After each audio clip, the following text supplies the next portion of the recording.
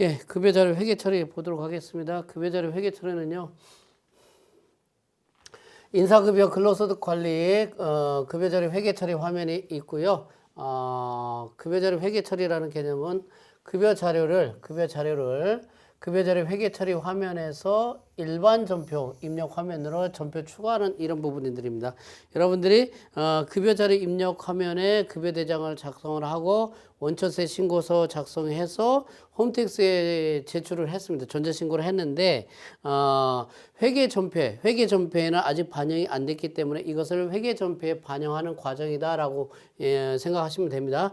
급여 지급한 것을 분기 입력을 하는 겁니다. 자, 그래서 어떻게 하느냐. 첫 번째, 급여자료 회계 처리 화면이 있습니다. 그 화면에 가서 여러분들 귀속 연월일 입력을 하고 전표 처리 전체를 하겠죠. 구분은 0 기본을 하게 될 겁니다. 그렇게 되면, 쭉 이제, 급여자료 입력된 내용들이 쭉 다 나올 거예요. 요게 쭉 반영이 돼가지고, 여기에 여기에 체크 표시가 된 것은 이미 급여자료 회계 처리 반영이 됐다라는 내용이고요.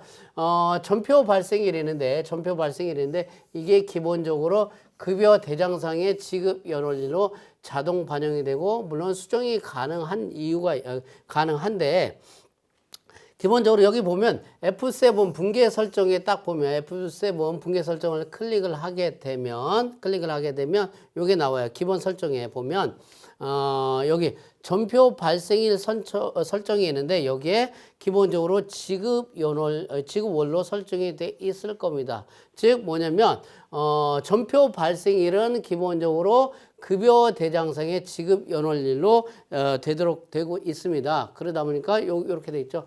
지금 귀속 연월일이 2023년 1월 1일 때 지급 연월일이 1월 31일이다. 그러면 이 지급 연월일과 전표 발생일은 일치를 하는 게 기본이에요. 여기까지는 상관없어요. 그런데 문제는 2023년 12월 급여를 예를 들어서 2024년 1월 10일 날 지급을 했다라고 가정을 하면 전표 발생일은 언제예요? 그러면 2024년 1월 10일이 되겠죠. 왜? 전표 발생일과 지급 연월일이 세팅이 되기 때문에.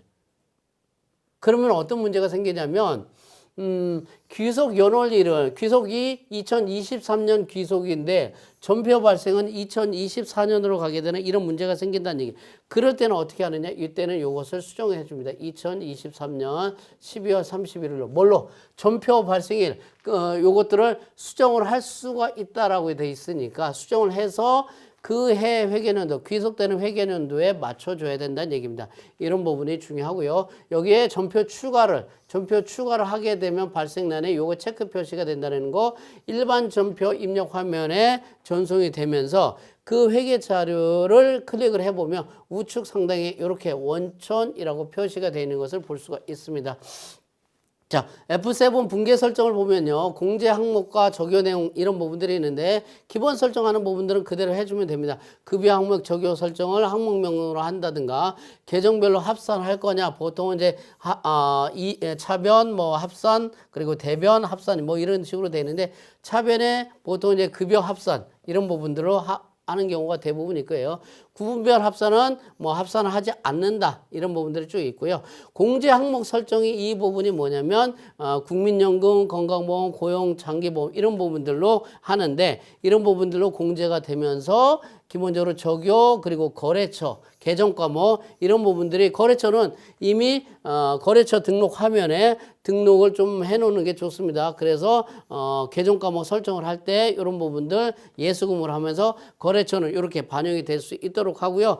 여기 차인 지급에 보면 미지급금으로 해서 보통 이렇게 설정을 하는 그런 부분이 있습니다. 그래서 혹시라도 전년도에 이렇게 F7 분계 설정한 이런 부분이 있다라면 전년도 거 불러와서 사용을 할 수가 있다라는 겁니다. 기본적으로 세팅된 내용 보셔서 하시면 됩니다. 그렇게 되고요. 자, 간이 지급 명세서를 제출을 합니다. 간이 지급 명세서 제출하는데 간이 지급 명세서가 종류가 여러 가지가 있어요. 근로소득 간이 지급 명세서가 있고 그리고 사업소득 간이 지급 명세서가 있고요.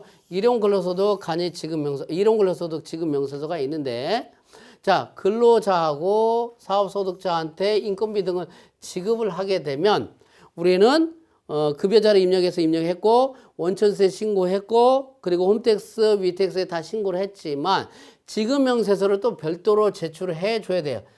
지급명세서가 있고 간이지급명세서가 있어요. 일단 간이지급명세서는요. 간이지급명세서는 인사급여, 근로소득 간이지급명세서는 연말정산관리 근로소득 간이지급명세서 화면에 들어가면 요게 나올 겁니다. 여기에 불러오기 F4 불러오기에서 반영해서 F8 마감하면 돼요. 그리고 전자신고 파일 제작하고 그리고 홈택스에 접속해서 제출을 해주는데 홈택스 접속하는 경로는 이렇게 쭉 돼 있을 거예요. 이거 여러분들이 찾아가지고 제출하면 되고요.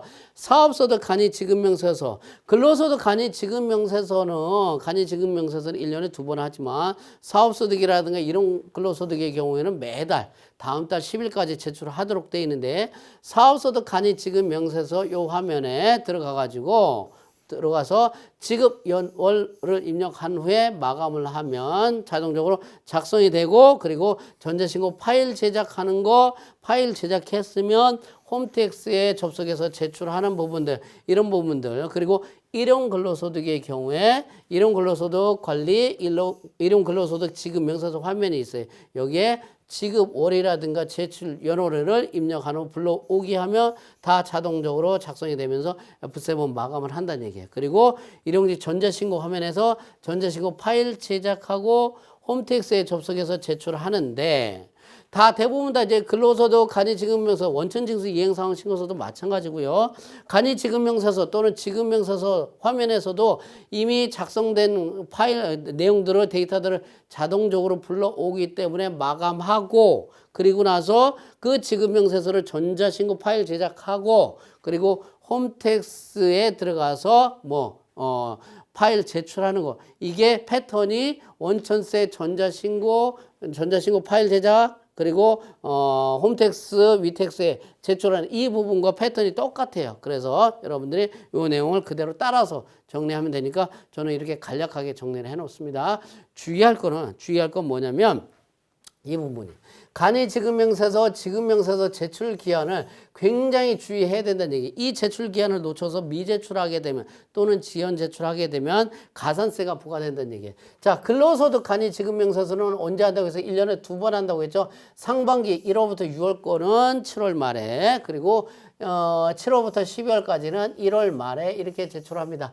사업소득 간이지급명세서는 지급일이 속하는 달의 다음 달 말 그리고 일용근로소득 지급명세서는요. 지급일이 속하는 달에 다음 달 말 똑같죠. 사업이든 일용이든 요것들은 발생할 때마다 항상 체크해서 제출을 해줘야 된다는 거. 근로소득의 경우에 간이지급명세서는 1년에 2번 제출한다는 거 주의하시고 본격적인 지급명세서 간이지급명세서가 아니라 본격적인 지급명세서는요. 근로 퇴직, 사업, 종교인, 연금소득의 경우에는 3월 10일이고 이자라든가 배당, 기타 소득의 경우에는 조금 더 빨리 다음 연도 2월 말까지입니다. 좀 더 빨리 제출하게끔 돼 있는데 여러분들이 계속 실수하는 부분들이 지급명세서라든가 지급명세서는 보통 이거는 제대로 제출을 하는 것 같아요. 왜? 그때는 한꺼번에 이해를 정리해 줘야 되는데 그런데 간이지급명세서는 이거 제출하는 시기라든가 이런 걸 놓쳐가지고 깜빡깜빡 하는 경우가 있어요. 그래서 가산세 물고 이런 부분이 있는데 기한을 예를 들어 여러분들이 엄수하셔서 누락되지 않도록 합니다. 여기까지 정리하겠습니다.